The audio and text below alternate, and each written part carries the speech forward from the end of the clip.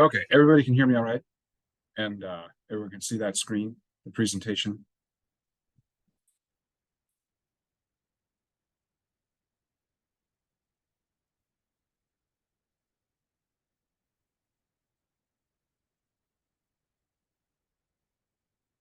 Yes, okay. Thanks, Brady. Let us see here. Um, okay, just give me one more second.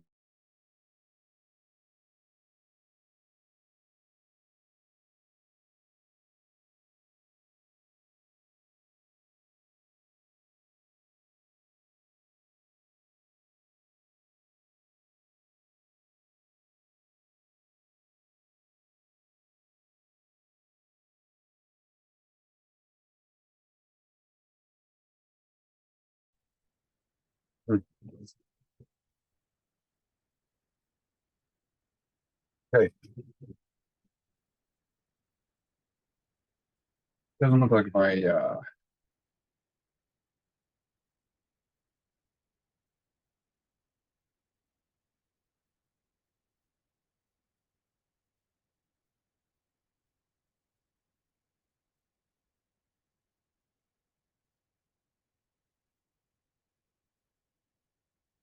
try and find my camera real quick.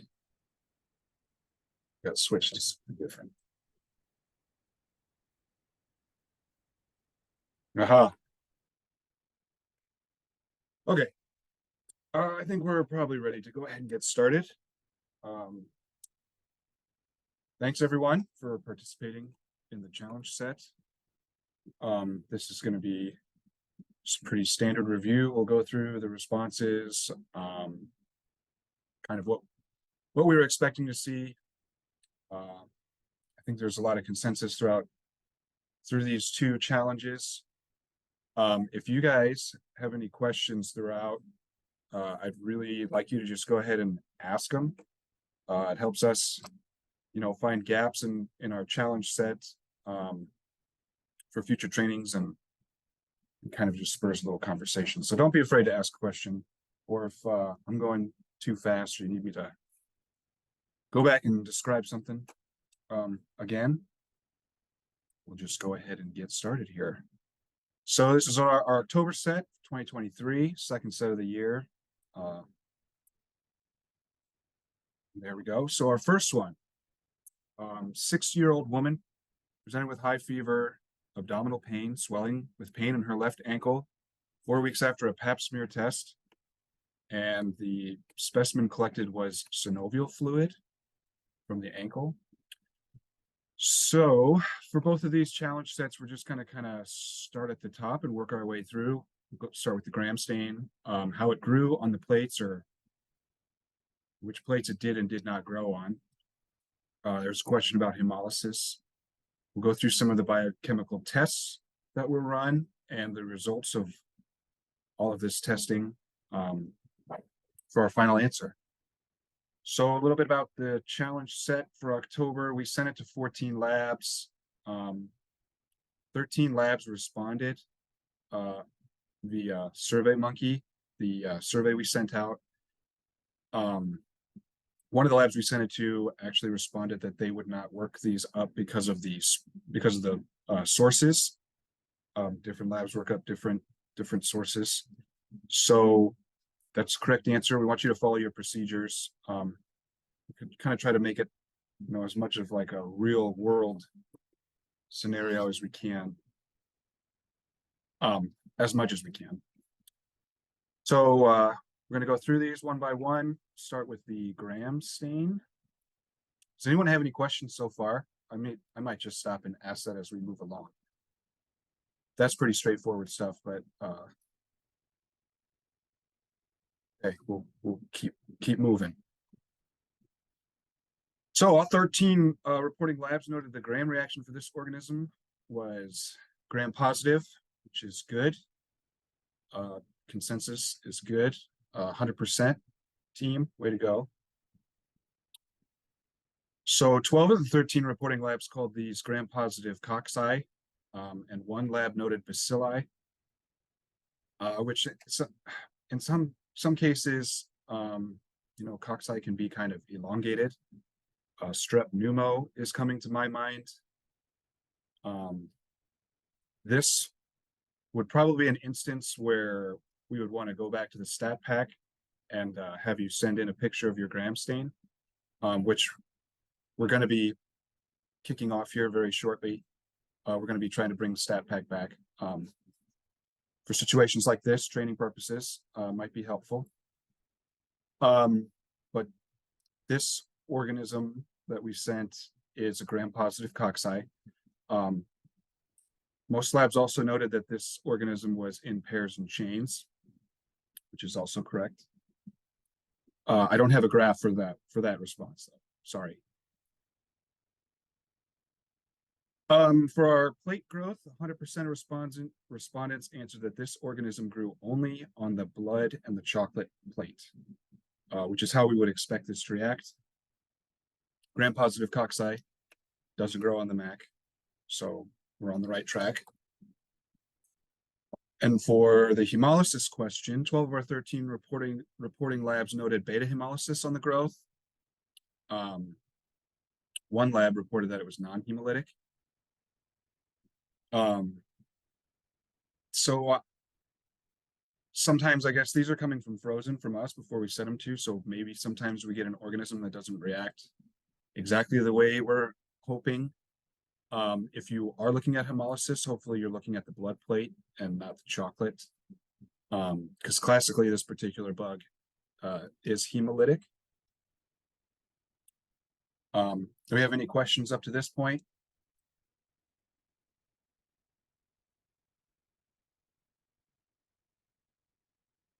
Still no. Okay, great.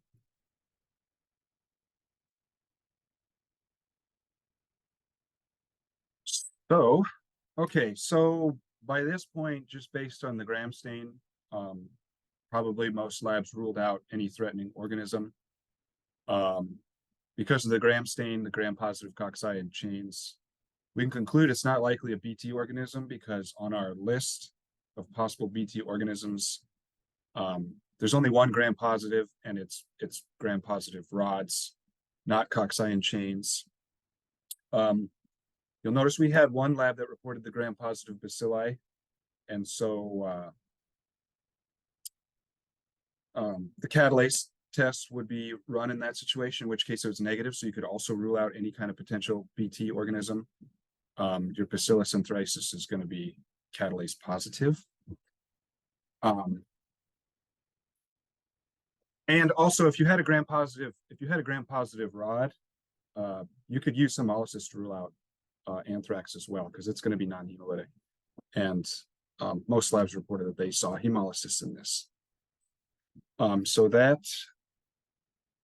So in the end, all of the reporting labs were able to rule out a BT organism, which is correct. So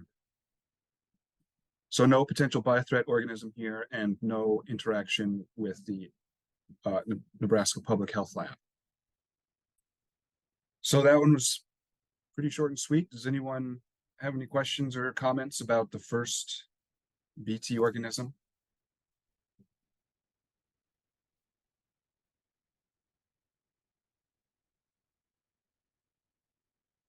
No news is good news.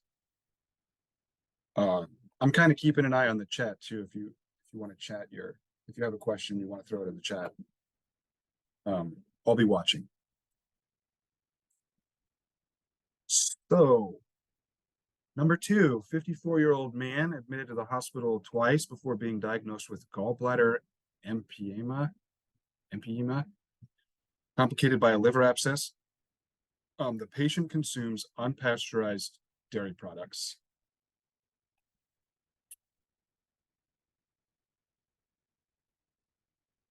Same procedure as the last one. We're going to just kind of go through these one by one.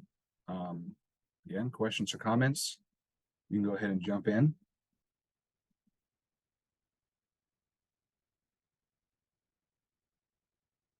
So the gram reaction, once again, everyone got the gram reaction correct. This is a gram-negative organism, so that's good. For the morphology, most labs reported coccobacilli. We had a couple of them that said bacilli. Technically, I suppose both of these would be correct. Coccobacilli are technically bacilli. The thing we need to pay attention to here is the size of them. The coccobacilli are generally much, much smaller than like your standard gram-negative rod. And so that's something you want to be careful of, especially if you're going to go following the algorithms as presented by our BT rule out bench guide. But we've got gram-negative coccobacilli on this one. We're going to go with the majority rule. So we'll continue our investigation.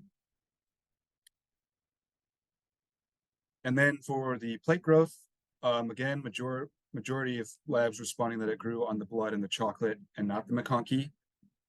This particular organism will show up on the MacConkey. It's I guess MacConkey growth variable. So if you did see some slight growth on the MacConkey, that's acceptable. And then as for not growing on the blood, I'm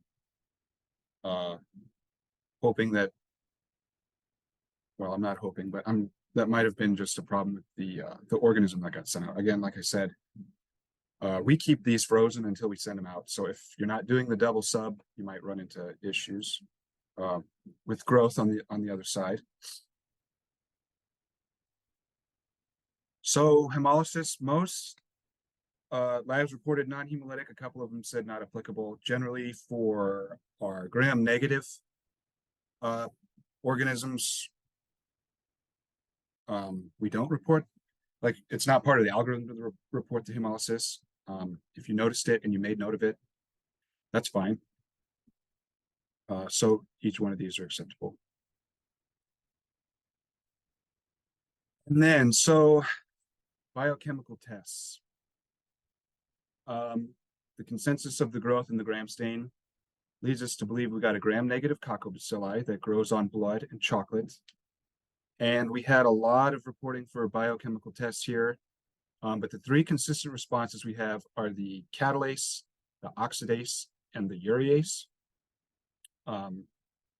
So 100% of the labs reported the catalase, 100% reported positive, 100% of labs responding reported oxidase, also 100% positive, and 100% of the labs reported urease, and everyone got a positive test for that too.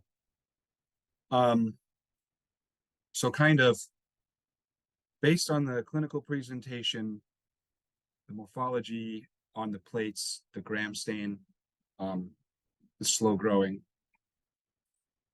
we're kind of leaning toward Brucella here. If you paid attention to the case history, which I know something like that isn't always available, but this patient has a history of eating unpasteurized cheese. And so from our training, eating or drinking unpasteurized milk products is a common route of transmission for Brucella. So that's going to kind of nudge us in the Brucella direction. So we're working through the algorithm, and we can see the first three tests after we hit our trigger points are oxidase, catalase, and urease. So all labs performed these tests. All labs got the correct answer. So this should have, well, I'll show you this real quick too. So this is our chart of spot tests that's in the NPHL bench guide. And you can see on kind of the right-hand side there under the urease, that's the only test that really differentiates Brucella from not only our other gram-negative coccobacilli, but a positive rapid urease separates Brucella from the Burkholderia as well. I think sometimes when we're going through these, I think some labs go ahead and they just set up all of their biochemical tests as soon as they're suspecting something, just in the interest of saving some time, which is fine. Wrong slide. Which is fine, but you just really want to make sure that you're getting your results recorded properly and following your algorithm with the results.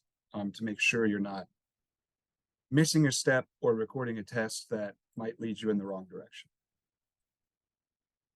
So the results for this one, most labs were unable to rule out Brucella for this challenge set. I think we had one lab who ended up putting this on their commercial identification system.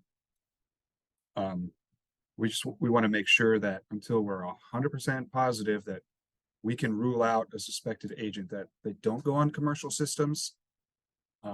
Something like Amaldi vaporizes the bacteria and shoots it up into the air, and we could see how that could cause some problems. And it's you're carrying it around out in the open, manipulating it outside the hood, so not good. But anyway, most labs were able to rule out Brucella for the challenge.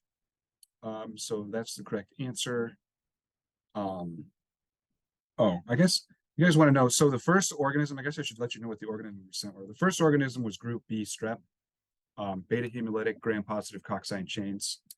Second organism was Oligella urolithica, which is kind of what we use as the mimic for Brucella. I think we received,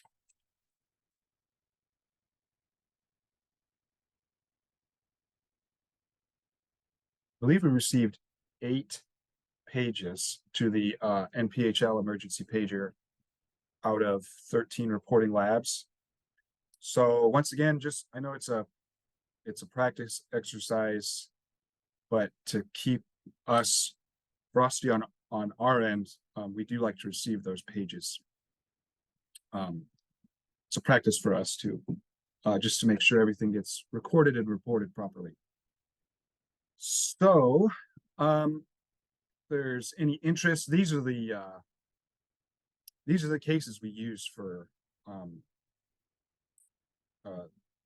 these are the real life scenarios we use for the cases, the first and the second. And then once again, if there are questions, if you think of questions, you know, later on today, or if you're watching this at a later date, feel free to always shoot us an email, or you can call me. I'm usually here. Are there any responses, questions, comments, concerns, or anything after that? That was pretty quick, with no questions.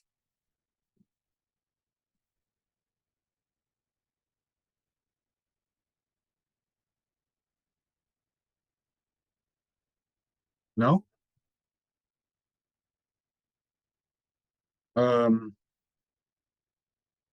Is everyone happy with the challenge set? Things we should do different? I'm going to kind of retype up the survey questions. Some of them were a little difficult to interpret after the fact.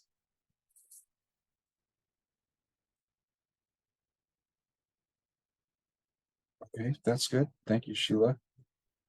Okay, well, if there's nothing else at this moment, I guess that's all I have for you today. Be on the lookout for StatPack news. We've got a couple of labs that Karen was in the process of hooking up, so we're going to finish that up, test the system, make sure it works, and then we're going to start reaching out to labs who have in the past told us that they're interested in housing StatPack. And we got to pick up some old equipment and stuff like that. So keep your eyes out for that. I think that's all the news I have for right now. Thanks everybody for participating and for showing up for the review. This will be posted on the website. Thanks, Rex. This will be posted on the website hopefully tomorrow. And so, okay, well, I will see you guys later. Thanks a lot, everybody.